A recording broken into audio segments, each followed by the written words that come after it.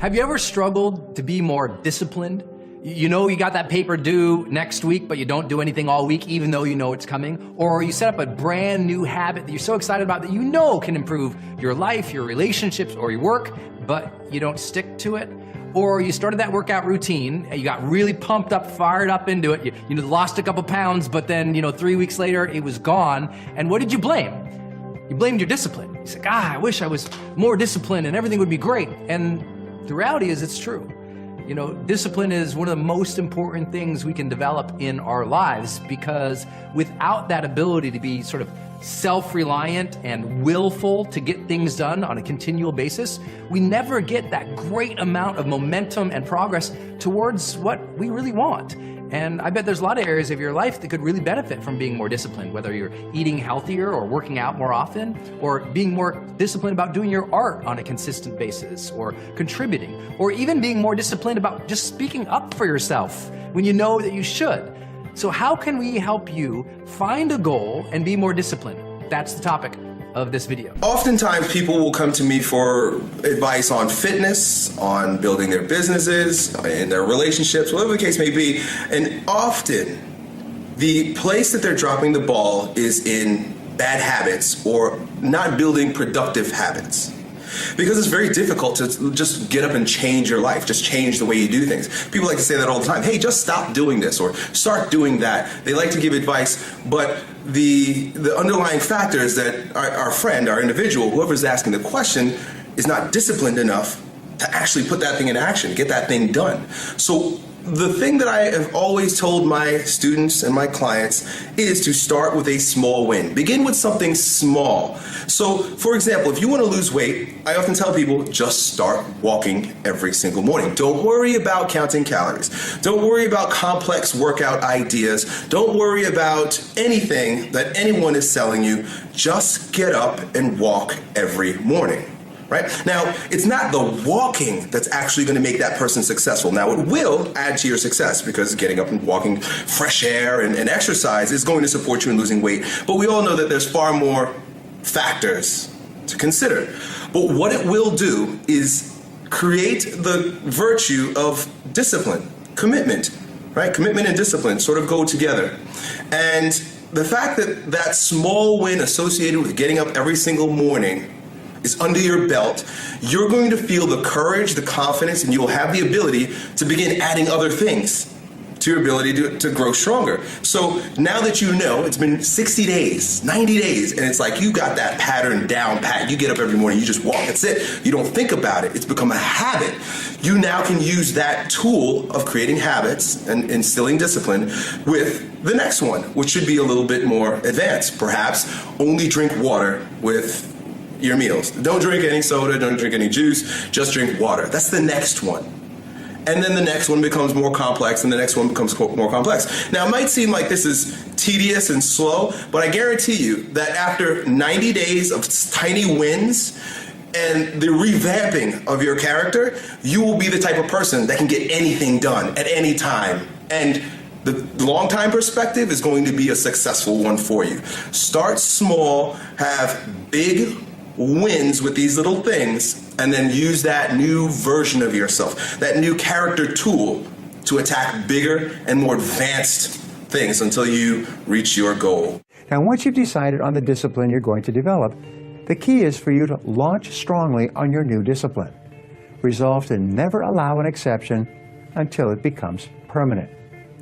If you fall off the wagon, immediately restate your affirmation as a command to yourself and begin trying it again.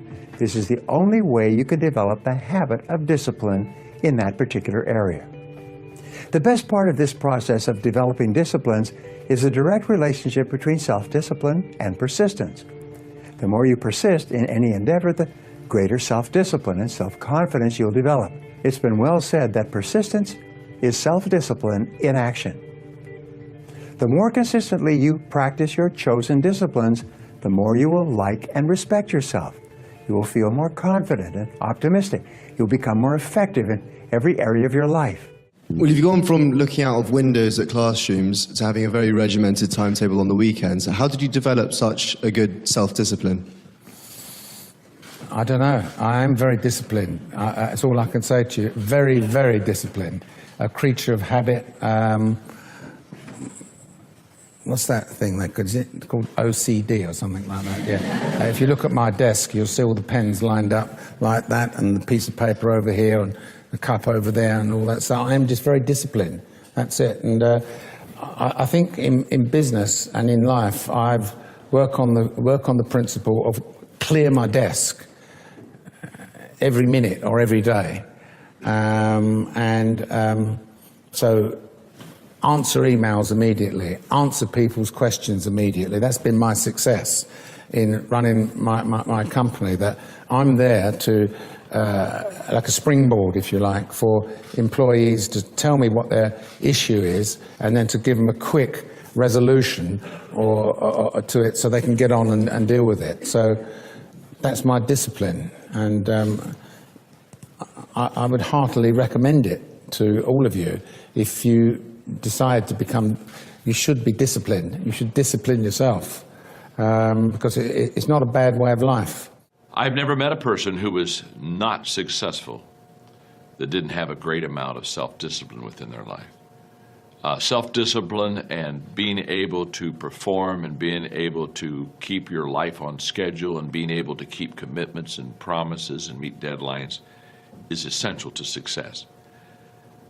None of us can afford to have a life that is controlled by someone else, or a life that is basically controlled by our emotions. I learned many years ago that there are two kinds of people. There's the type of person who says, I'm going to wait till I feel like it before I do it. And then there's a person who says, I've got to do it so that I feel like it.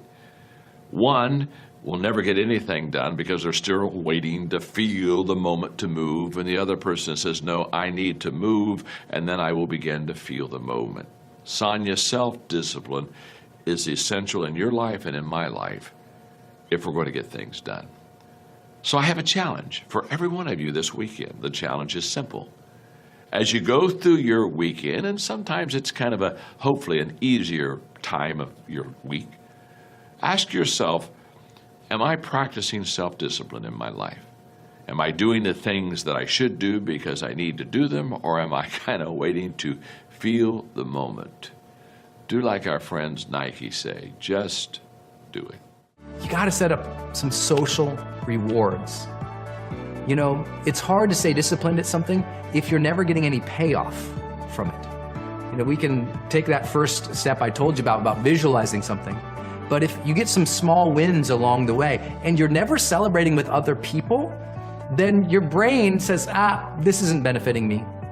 And I really mean that. You have to do it with other people. You have to have that connection with others to celebrate, to keep your will intact, to keep doing the thing you're supposed to be doing. It's so important for you to do this.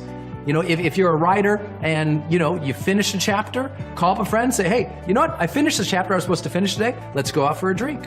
If you've accomplished something at work you said you were going to do, get everybody together, say, hey, you know what? Lunch is on me today. Let me take care of you guys for lunch.